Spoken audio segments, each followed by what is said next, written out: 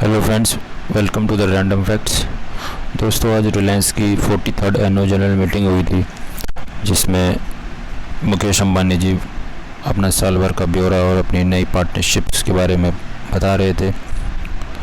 और अभी भी वो सेशन चल रहा है। मैं आपको दिखा देता हूँ कि वो सेशन में आप दिखता कैसे है। ये देखिए, अभी लाइव सेशन चल रहा है अभी भी 43rd एनुअल जनरल मीटिंग का।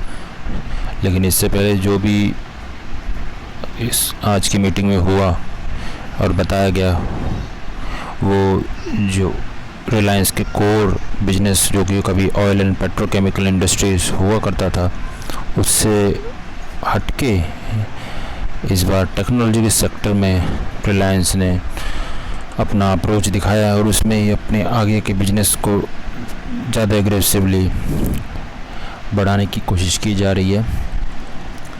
तो अब बात करते हैं कि रिलायंस ने अपनी इस एनुअल जनरल मीटिंग में बातें क्या क्या करी थी और उसका जो आउटकम है वो शेयर होल्डर्स की लाइफ में किस तरह पड़ेगा।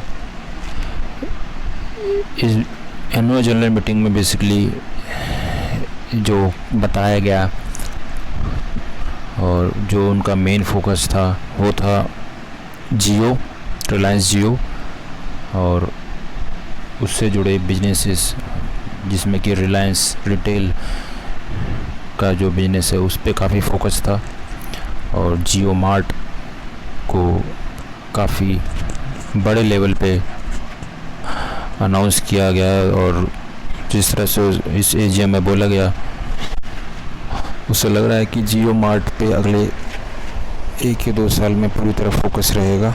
और जो शेयर होल्डर्स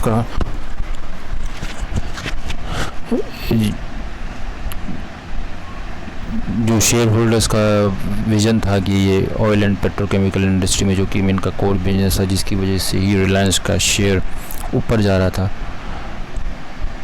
उसमें उनको कुछ खास इन्वेस्टमेंट दिख नहीं रही। एक सऊदी अरामको की डील का उन्होंने जिक्र किया, लेकिन वो भी डील अभी फाइनल नहीं हुई है और उसके लिए भी उनका विज़न अगले 15 साल के लिए बोल दिया गया है और 15 साल में क्या से क्या हो सकता है। और इसी दौरान उन्होंने रिलायंस जियो आईपीओ की भी बात कर दी है।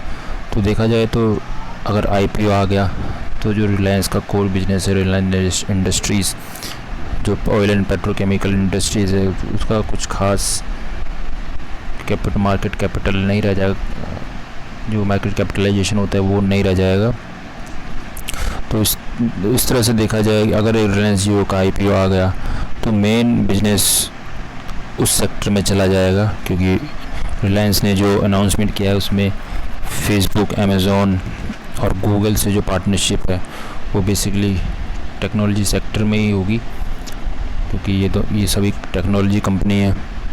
और जियो 5G का भी अनाउंसमेंट इस एजीएम में किया गया, तो वो भी टेक्नोलॉजी सेक्टर में आता है। तो देखा जाए तो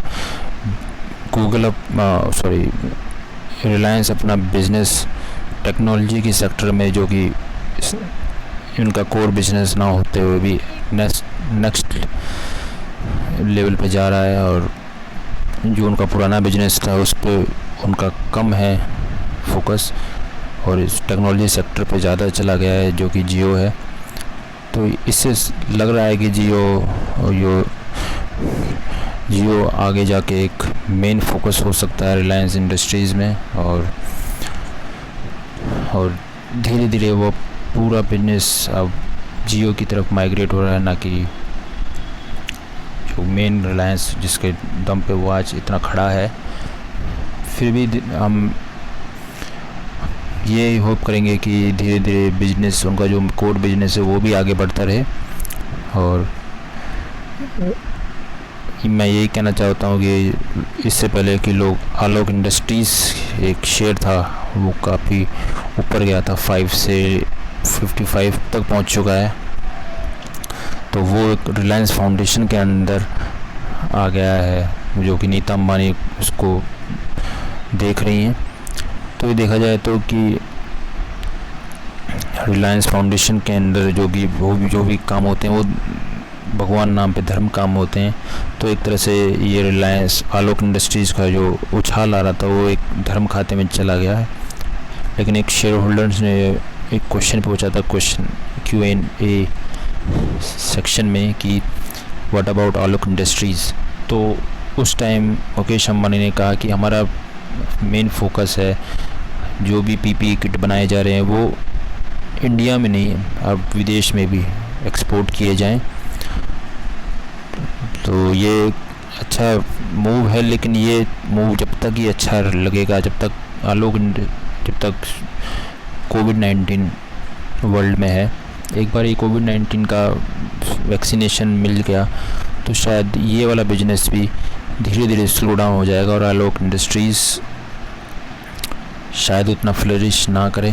अगर इन केस कोविड-19 का कोई वैक्सीनेशन मिल गया जल्दी में, अगर ये बीमारी परमानेंट रही तो इस आलोक इंडस्ट्री शेयर में जो PPE किट बनाने का काम है वो काफ़ी बेनिफिशियल रहेगा शेयर होल्डर्स के लिए। वरना मुझे नहीं लगता कि ये भी कोई अच्छा वाइज डिसीजन होगा शेयर होल्डर के लिए कि आलोक इंडस्ट्रीज़ में इन्वेस्टेड रहें। और जो मेन फोकस है वो जियो की तरफ है और इसका IPO भी जल्द आने वाला है।